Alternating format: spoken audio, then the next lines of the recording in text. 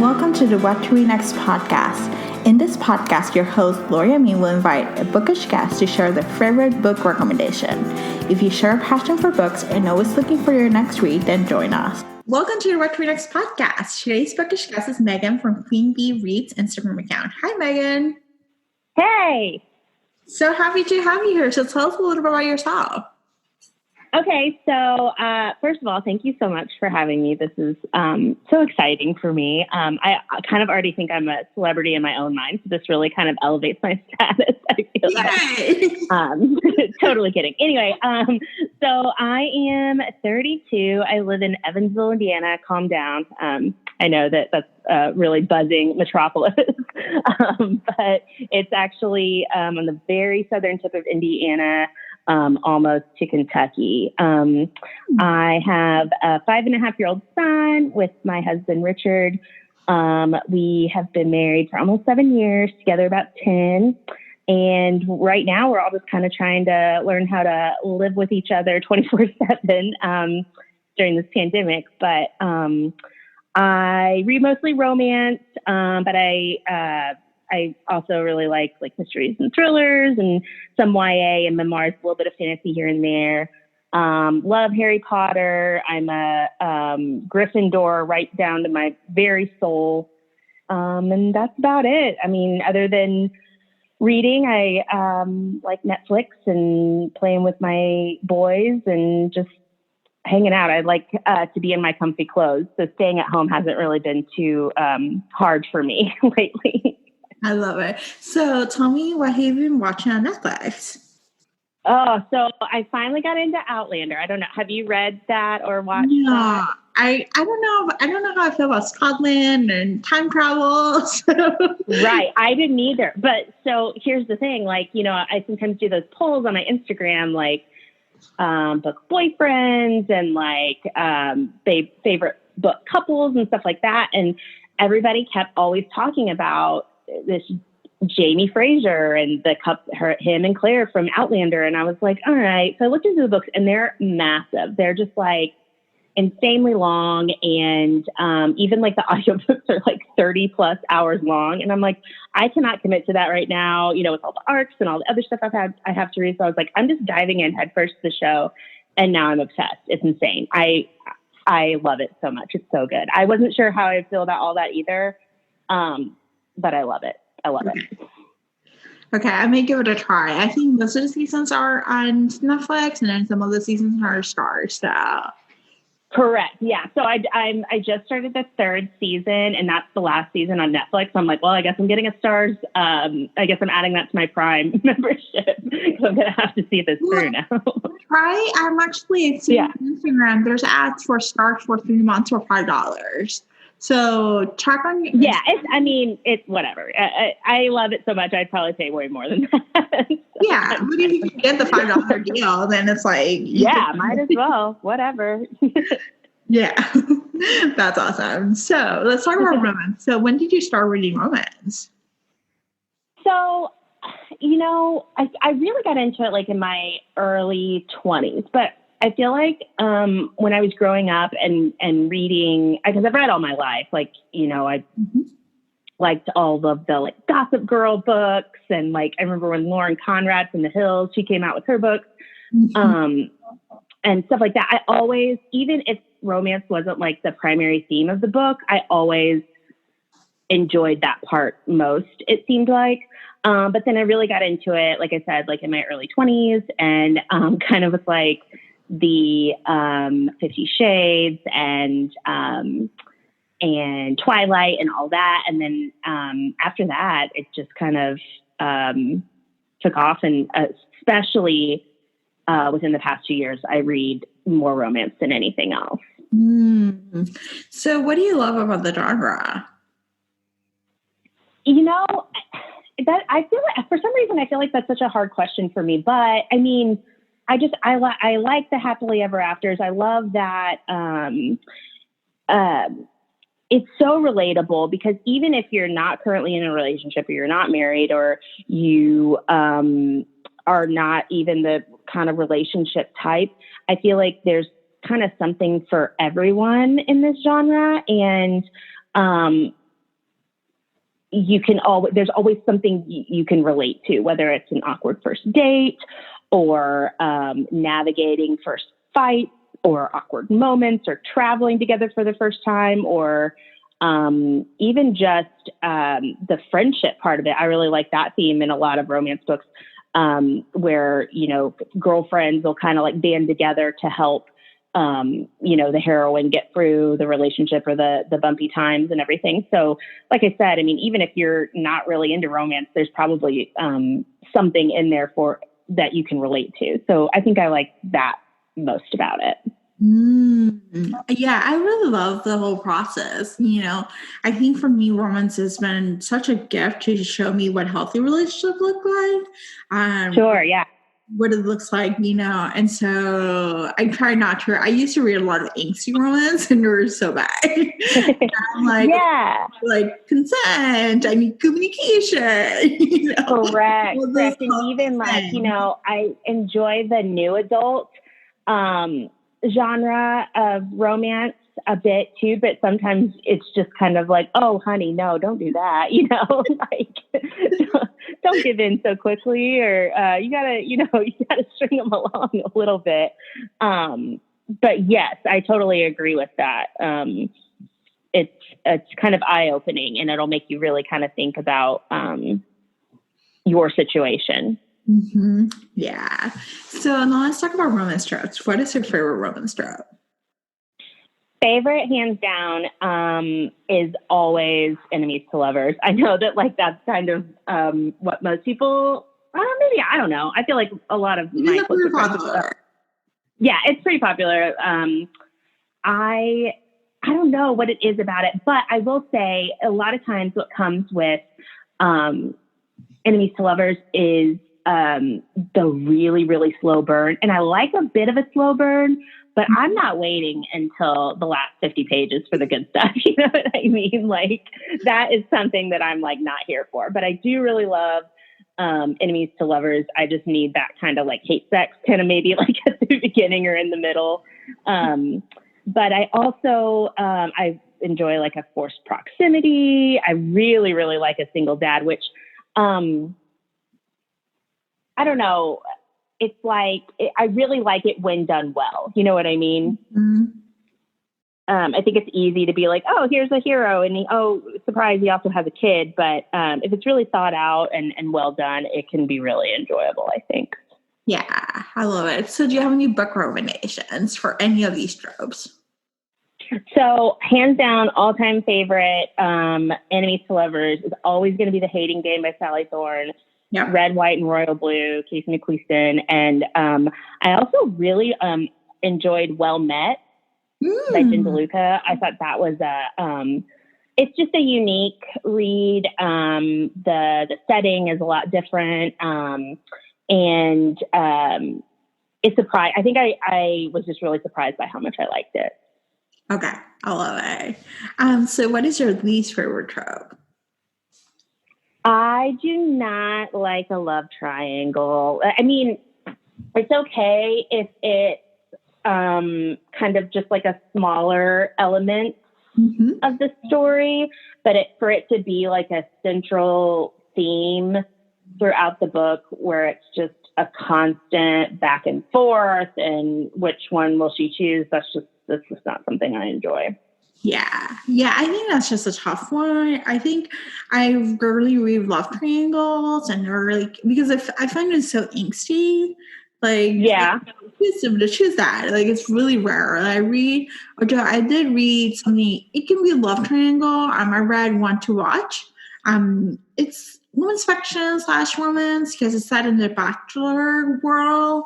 There's that process of like, would I be with this guy or would I be with this other guy? The bachelor. Sure. I think I could get into something like that. Yeah, but it's really, like just to have like a true love triangle, and you're like, would I go with this guy and have this life, or would I go with this other guy? And it's so angsty. So yes, exactly. So I understand. So what is your go-to romance genre? Contemporary, historical, paranormal? What is your go-to? So, I mean, I really enjoy historical, but I just recently got into that. So I'm still kind of trying to like navigate and figure out like who my go-to authors are there.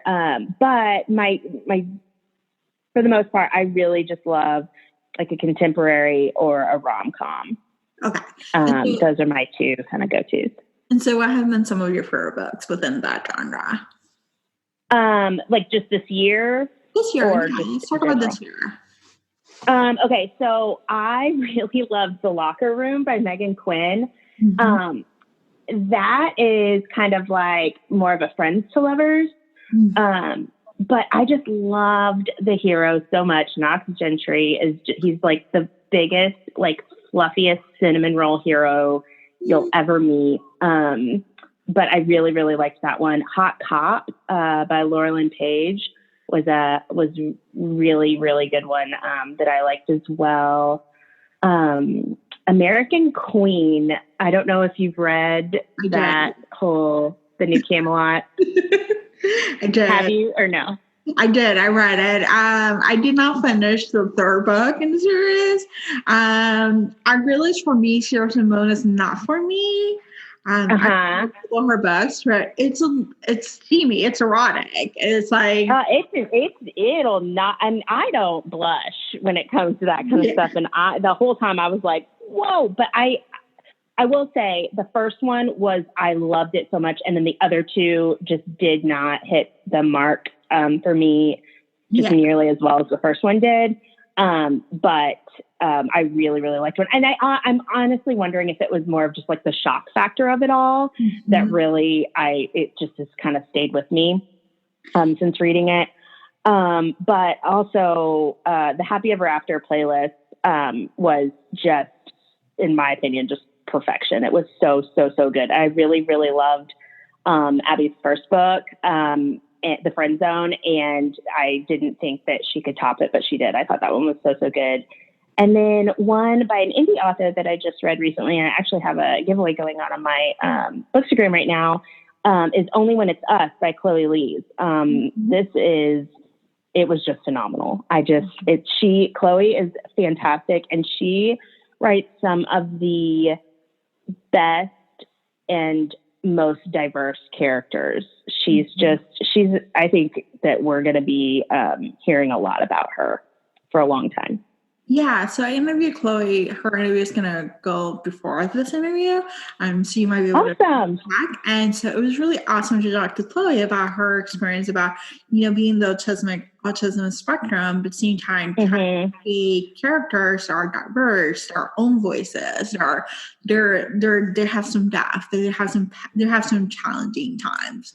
And it was just really awesome to see that in romance, because we often don't see romance, who characters who are deaf or characters who are chronic illness or characters in the spectrum. Like we need to see them more and to see them fall in love. I think that's like beautiful gift that she's bringing into the world. Yes. And she, I've gotten close with her. She is actually the one that really convinced me to try Outlander. And she's just kind of been like guiding me through my journey, because it's an emotional roller coaster.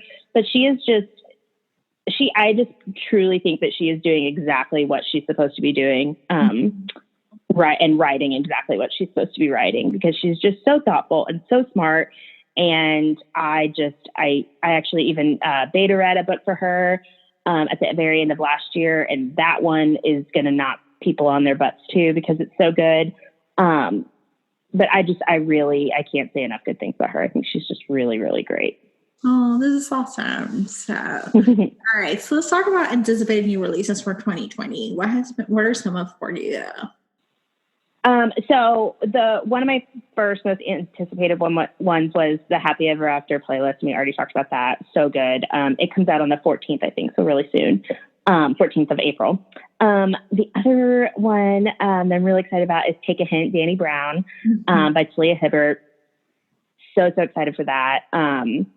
Loved the first one in this series. Oh shoot. Now I can't think of, Chloe Brown. Yes, Chloe Brown. Yes, of course. And I I really loved the audio of Chloe Brown, so I'm hoping that I can get the audio of this one too, because it was really well done. Really, really liked it. And then I also am super excited about The Air Affair by Heather Cox and Jessica Morgan. So it's like the sequel to The Royal We. And it's been a while since The Royal We came out. Like, gosh, I don't even know, maybe 3 or 4 years. So I'm going to have to probably go back and read that one, but I loved it. So I'm really, really excited for that one. So I read Take a Hint, Tanny Brown, and I have to tell you, if you like cinnamon rolls, this is the sweetest cinnamon roll hero. And yeah, that's something that I don't know. Like, I mean, who doesn't love like it's just a sweet soul? You know what I mean? Yeah. But I always kind of gravitated toward like the more gruff heroes. But I always like the aspect of when like the hero is kind of just, I mean, a douchebag or a dick to everyone but the heroine. Like, I don't know. There's something about that I really like when they kind of soften up for their love interest. Yeah. But lately I've just really been into these kind of more cinnamon roll heroes. So that makes you really excited. Yeah, so he loves romance novels. He listens to them. And so there's a scene where there's a steamy part and the romance novel audio is shown to the world. So people are like, what is he listening to? And so it's really cute. It's actually, and the heroine is so prickly. She's like, I don't know how to fall in love.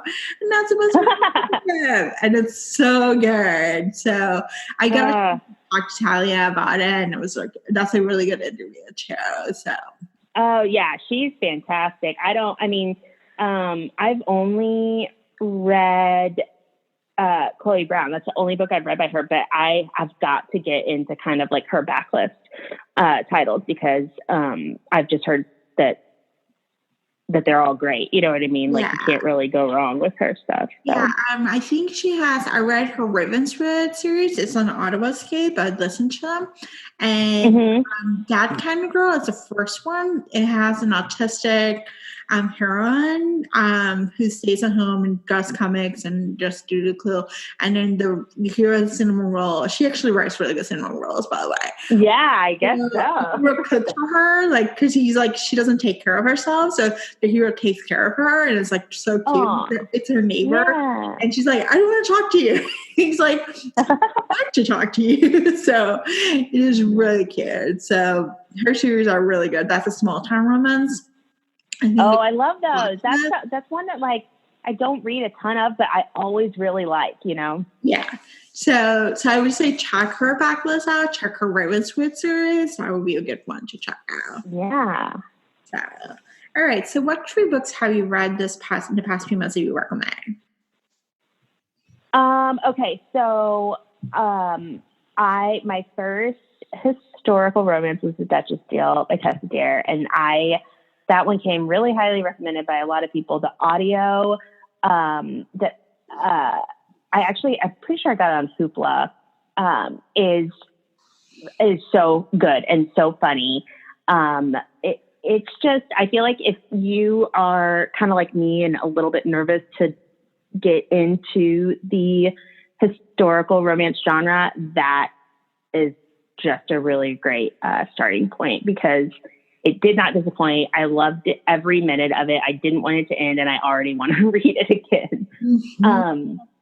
Another one I would highly recommend, especially for people like me who don't read a ton of like paranormal romance or like that more fantasy aspect, but did really like Twilight and kind of got into that a lot, is Reborn Yesterday by Tessa Daly.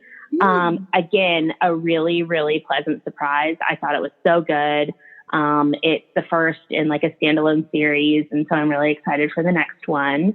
And then another one by an indie author that I'm really starting to love. Her name is Laura Pavlov, and she has a series. The first one is More Jade, and then there are 2 after that. But the very first one, I liked the other 2 a lot too, but the very first one was just so good. It's kind of, he's a little bit of a cinnamon roll hero, but he, like I was talking about earlier, is kind of one that's like kind of an a-hole to everyone else except for his girl, kind of like rough around the edges, gruff. He's kind of like a rock star, which I don't always like rock star romances, but this one, it was really good and really well done.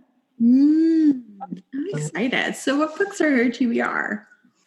Oh, I mean, what books aren't on my TBR? I feel like especially now being at home so much, I'm like, oh yeah, I can read that. I can read that. I can read that. Just add it to the, ever-growing list. But whenever I finish Outlander, I think I really want to dive into the Bridgerton series.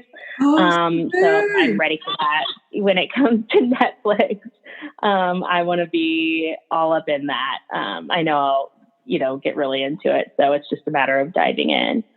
I really want to read more by Tess Said Stare. I really liked, like I said earlier,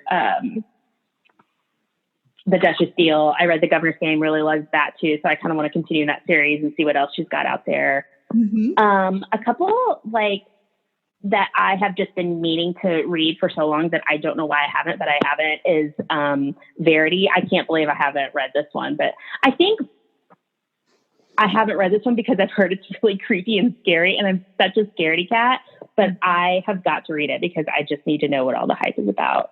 But I really like Colin Hoover, and I also need to read Regretting You, The Flat Share. I haven't read that one yet.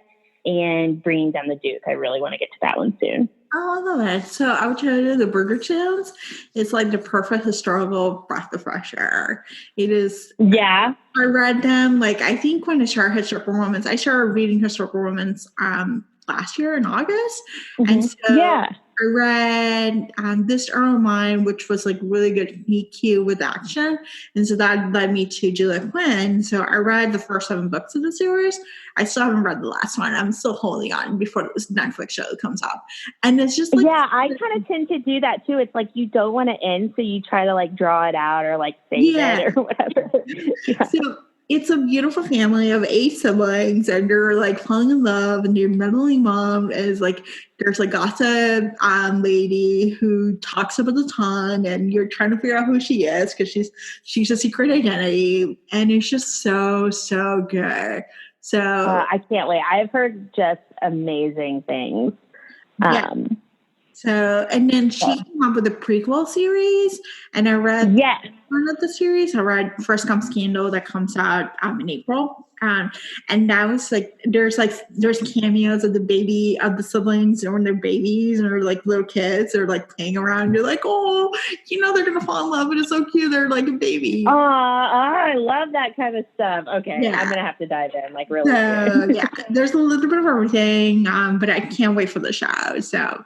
It's yours to read. And then Tessa Dare, if you haven't read Romancing the Duke, it's an earlier series, and it's similar to Duchess Deal about a scarred hero, and a heroine that's just comes in and falls in love with him.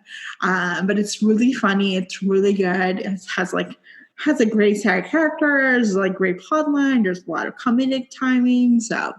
Romancing. And I love that about her writing. Just it's so refreshing because it's so old school, and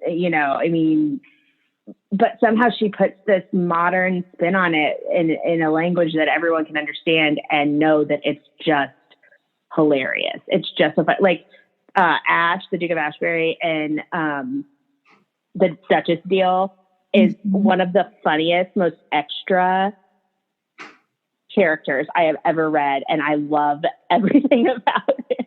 He is so funny. So I cannot wait to see what else she's got out there. I'll definitely look into that one. Yeah, so those are, and I think those are in Hoopla. So if you have access to Hoopla, oh, nice, yeah, I do. I will get into that. Tell me what's on your TBR. I'm gonna write it down too. So I got The Rapist by Scarlett Peckham. So it's a woman / lady who likes men, likes sex, historical romance. So I have that. That comes out in a few weeks. I'm also got, let me look at my TBR. Yeah, I got way too many stuff. Yeah, I know. Don't we all? I got Beginner's Luck by Kate Claiborne. It's a female Okay. series. So it's a backlist title that Estelle from Forward Romance recommended in the show, and she told me that it's great for female friendships, but they also win the lottery. So I'm always curious to see what happens when people win the lottery and, how they fall in love. So Beginner's Luck. Oh, yeah. And then Victoria and Alt's hockey series. So they're on sale right now, and the Score, Slam, and something else. So it's a hockey romance. And for me, hockey romance is like my ultimate catnip. Like I absolutely adore hockey romance. I don't care about the hockey game per se. Like I've never been to a hockey game, never seen it on TV shows, but I have a thing for hockey romance. So I just read the Puck series and Helena Hunting's other series just started both of them last year, and I was like, why have I never read a hockey romance? This is fantastic. I don't know what it is about hockey players, but yum. There's something, they're alpha, if you like alpha gruff heroes or something about I think you're probably right. That's probably exactly what it is. Nice. It's just so good. So if you want, it's just kind of like Neanderthals, but like in the best way. yeah, and yet at the same time, there's some finesse. Like they need to be skating. Yeah. Mm-hmm. So yeah, it's really interesting. So I absolutely adore hockey romance. I have shows about it and telling you why I love hockey romance, and I have recommendations, and I'll send you over a few for you to start. But yeah, it's like, yay, thank you. Hockey is, my go-to sports romance, and I think my hope for the pandemic, is after a major crisis, like romance, they start a renaissance of different romances to come up. Like after the crisis, there was like PNR. I think after 9/11 was historical romance. I think my hope is for after the pandemic, after coronavirus, we're going to get a lot of more sports romance, like something about sports, like, like being in a crowd, being in people, like things that we don't. Yeah. I don't know. I always enjoy sports romance myself. I don't know what it is because I'm not super into sports, but for whatever reason. But I love it. So my hope is after the pandemic that there's authors who are going to be like, we're going to write sports romance, like hockey, football, baseball. Please write them and continue to write them because I will read them. So there we go. Megan, where can we find you online? So I am on Instagram. I have a Bookstagram account. It's queenbee_reads. And then I also have a blog, www.queenbeereads.com. And then I've also just recently started writing for Frolic Media. I have one article up, and I think another one is actually going to go live today. And they're just frolic.media is their website. And they have a lot of really, really great resources for romance readers. So I would definitely check that out as well. I love it. Thank you, Megan, for being on the show. No, thank you so much. This was so fun. If you enjoyed this podcast, feel free to share it with friends and share a review on iTunes. This is the best way to support the show. Want to join a romance-loving community, make new friends, and get book recommendations? Join our Patreon Romance Book Club. For $5 a month, you'll be part of a virtual book club, an Instagram chat, and get monthly book recommendations. Please note I'll be donating 10% of the profit to a COVID-19 relief fund each month. To sign up, just join the link in the show notes. What to Read Next podcast is part of the Frolic Podcast Network. Find more podcasts you love on frolic.media/podcast. Thank you so much for listening. We'll be back in a few days with a brand new episode. Have a great day.